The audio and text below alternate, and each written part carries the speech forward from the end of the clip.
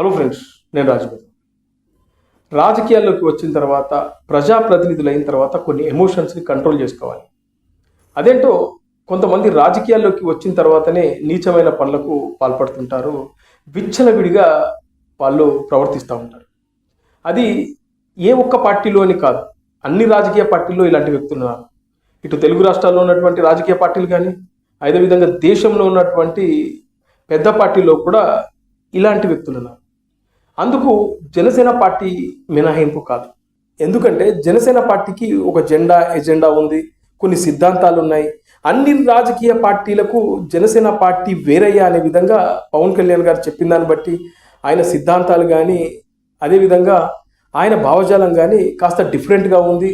ముఖ్యంగా జనసేన పార్టీ అన్ని రాజకీయ పార్టీల కన్నా బెటర్గా ఉంటుందనేదే ఇప్పటికీ మనం అందరం నమ్ముతున్నాం. అలా జనసేన పార్టీకి సంబంధించిన కొంతమంది నాయకుల వ్యవహార శైలిపై కొన్ని ఇష్యూలు ఈ మధ్యకాలంలో బయటకు వస్తూ ఉన్నాయి. సోషల్ మీడియా వచ్చిన తర్వాత దాచాలన్నా ఇవి దాగవు.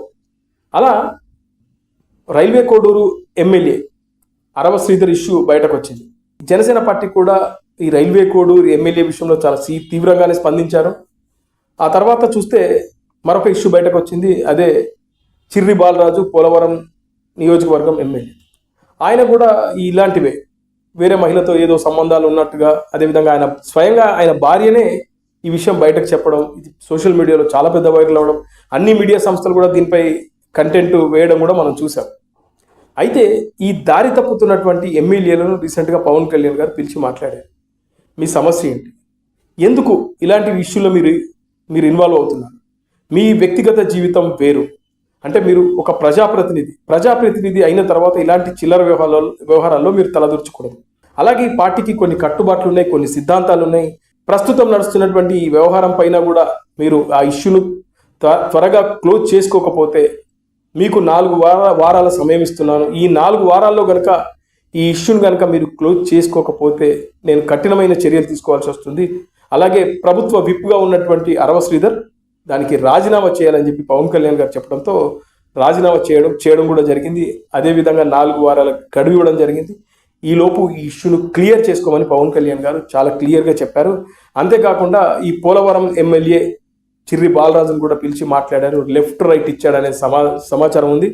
అదేవిధంగా పోలవరం నియోజకవర్గం సంబంధించిన డెవలప్మెంట్ కోసం కోట్లాది రూపాయలు కేటాయిస్తున్నా కూడా దానిపై నిర్లక్ష్యం చేసి అనవసర వ్యవహారాల్లో తలదూరుస్తూ, ముఖ్యంగా అతను అవినీతికి పాల్పడుతున్నాడని చెప్పేసి కథనాలు వస్తున్నాయి. వీటన్నిటి గురించి సమగ్రంగా పవన్ కళ్యాణ్ గారు ఆయనే స్వయంగా ఎమ్మెల్యేతో కూర్చొని విచారణ చేసి మాట్లాడి, ఇకపై నీపైన ఎలాంటి కంప్లైంట్లు ఉన్నా, ముఖ్యంగా ప్రస్తుతం నువ్వు సరిగ్గా పనిచేయట్లేదని నా దృష్టికి వచ్చింది, ఇకపై నీ పద్ధతి మార్చుకో, ఒకవేళ నువ్వు ఇలాగే కొనసాగుతానంటే నా ఆలోచన విధానం వేరేగా ఉంటుంది, చాలా తీవ్రంగా ఉంటుంది అంటూ గట్టిగానే మందలించాడు. పైగా కొంత సమయం ఇచ్చాడు.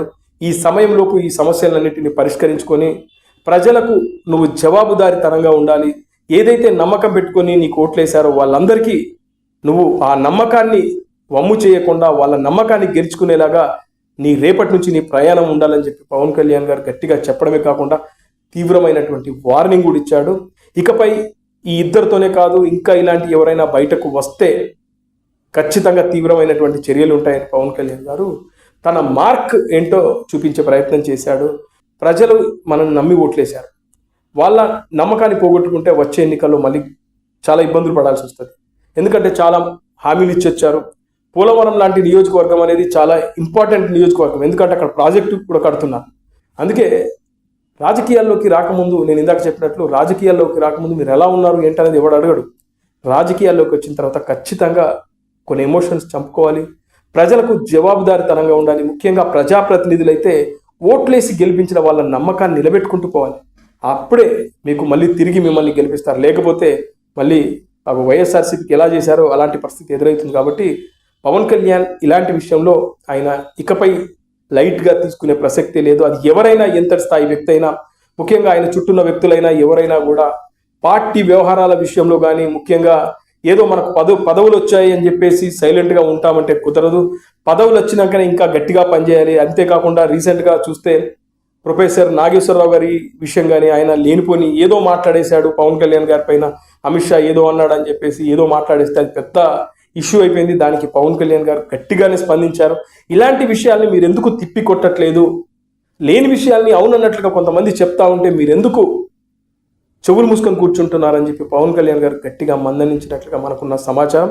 ఇది కావాలి, ఎందుకంటే ఏ రాజకీయ పార్టీ అయినా ఎదగాలంటే ఖచ్చితంగా కౌంటర్కు రీకౌంటర్ ఇచ్చే నాయకులు ఉండాలి. కర్మేంటో అది జనసేన పార్టీలో కనబడట్లేదు. అంతకుముందు బాగా మాట్లాడిన వాళ్ళు ఎందుకో పదవులు వచ్చినాక సైలెంట్ అయిపోయారు. ముఖ్యంగా జనసేన పార్టీలో కొన్ని ఇష్యూలు ఉన్నాయి. వాటన్నిటిని పవన్ కళ్యాణ్ గారు త్వరలోనే క్లియర్ చేస్తారని చాలా మంది అనుకుంటున్నారు. అలా క్లియర్ చేస్తే ఖచ్చితంగా జనసేన పార్టీ చాలా ముందుకు వెళ్ళే అవకాశాలు కూడా ఉన్నాయి.